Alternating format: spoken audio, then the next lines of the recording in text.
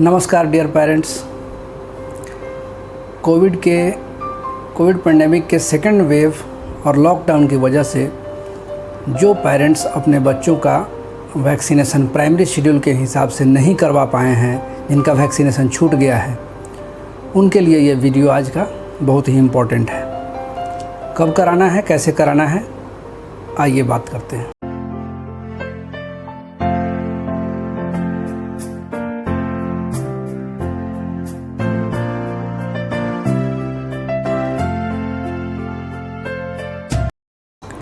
सबसे पहले जान लेते हैं कि प्राइमरी शेड्यूल क्या है। तो जो भी शेड्यूल गवर्नमेंट के द्वारा या प्राइवेट डॉक्टर्स के द्वारा जो उनके कार्ड में दिए जाते हैं, एक पर्टिकुलर एज के हिसाब से जो वैक्सीन का डेट रहता है, उस डेट को उस चीज़ को ही प्राइमरी शेड्यूल कहते हैं। तो बच्चे को प्राइमरी शेड्यूल के हिसाब से ही वैक्सीन लगने चाहिए। बट किसी कारणवश अनएवॉइडेबल सर्कमस्टांसेस की वजह से अगर वैक्सीन छूट गई, 1 महीना 2 महीना जो भी हो, तो ऐसे हालात में क्या करते हैं। तो जो छूटा हुआ वैक्सीन है उसको अर्लीस्ट पॉसिबल टाइम पे देने की प्रक्रिया ही कैचअप वैक्सीनेशन कहलाती है। जैसे कि हर वैक्सीन का एक मिनिमम एज होता है। जैसे डीपीटी की वैक्सीन 6 वीक्स पे दे सकते हैं, ठीक है। जापानीज इंसेफ्लाइटिस की वैक्सीन 1 ईयर पे देते हैं। खसरा का टीका 9 मंथ पे देते हैं। तो जो मिनिमम एज है, उसी तरह से हर वैक्सीन का एक मैक्सिमम एज होता है कि वो कब तक दिया जा सकता है। वो एज रेंज जो है वो इम्पॉर्टेंट होता है। उस एज रेंज में उस वैक्सीन को दिया जा सकता है। बट ये कभी भी प्राइमरी वैक्सीनेशन का सब्स्टिट्यूट कैचअप वैक्सीनेशन नहीं है, याद रखिएगा। जैसे एग्जाम्पल के तौर पे हम कुछ वैक्सीन डिस्कस करेंगे। जैसे BCG वैक्सीन जन्म के समय 24 घंटे से 72 घंटे में दे देना चाहिए, मैक्सिमम 7 डेज तक दे देना चाहिए। लेकिन अगर किसी का वैक्सीन छूट गया हो तो वो 5 साल के एज तक उस वैक्सीन को ले सकता है। दूसरा एक एग्जाम्पल है rotavirus vaccine. Rotavirus vaccine 14 weeks तक अगर आप स्टार्ट नहीं करवा पाए हैं, नहीं दिलवा पाए हैं, तो उसके बाद उसको नहीं दिया जा सकता है, ठीक है। तीसरी बात आती है जैसे एक निमोनिया की वैक्सीन है। तो निमोनिया की वैक्सीन 3 तरह की वैक्सीन मार्केट में है। तो PCV10 है, वो वैक्सीन आप 5 इयर्स तक दे सकते हैं। लेकिन एकमात्र वैक्सीन है PCV13, जिस वैक्सीन को अक्रॉस द एज अब दिया जा सकता है।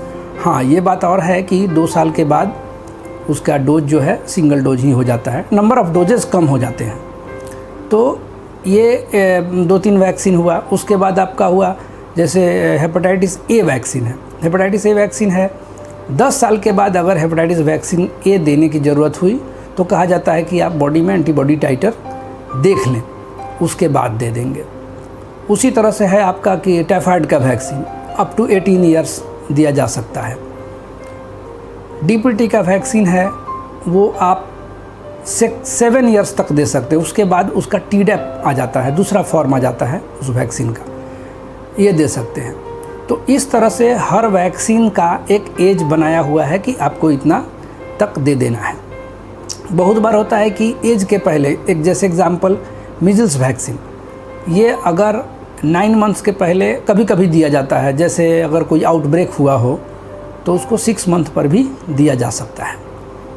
HIV का वैक्सीन, जितने सारे वैक्सीन हैं, हम एक एक करके अगर सबका नाम बोले तो आप थोड़ा कंफ्यूज हो जाएंगे। सबसे अच्छा है कि जब वैक्सीन छूट गया हो तो आप जब भी टाइम मिला कि नहीं अभी ले लेना चाहिए, उस समय आप जाएंगे, पेडियाट्रिशियन आपका एक शेड्यूल बना देगा कि आप अब वैक्सीन को इस तरह से ले सकते हैं। अगला प्रश्न आता है कि डॉक्टर साहब वैक्सीन छूट गया है, छूट जाने से क्या प्रॉब्लम होगी, कोई दिक्कत तो नहीं होगी। तो उसका जवाब ये है कि जो वैक्सीन जितनी भी वैक्सीन है, सब किसी न किसी जानलेवा बीमारी के लिए है। तो जब तक आप वो वैक्सीन नहीं ले रखे हैं, आपका बच्चा उस पर्टिकुलर जानलेवा बीमारी से असुरक्षित है, उसको ससेप्टेबल है, वो कभी भी उसको हो सकता है और कोई दूसरा प्रॉब्लम नहीं होता है। तो अतः आपसे अब मतलब उम्मीद है कि शीघ्र ही अपने पेडिट्रिशियन के पास जाएंगे और जाके बचे हुए जो छूटे हुए वैक्सीन्स हैं उसको शीघ्र ही लगवाएंगे और अपने बच्चे को सुरक्षित कर लेंगे। आज का वीडियो थोड़ा छोटा ही होगा और लास्ट में इस उम्मीद के साथ इस वीडियो को ख़त्म कर रहे हैं कि कोविड का वैक्सीन हमारे बच्चों के लिए जल्द से जल्द उपलब्ध हो सके ताकि हम सब लोग सुरक्षित महसूस कर सकें।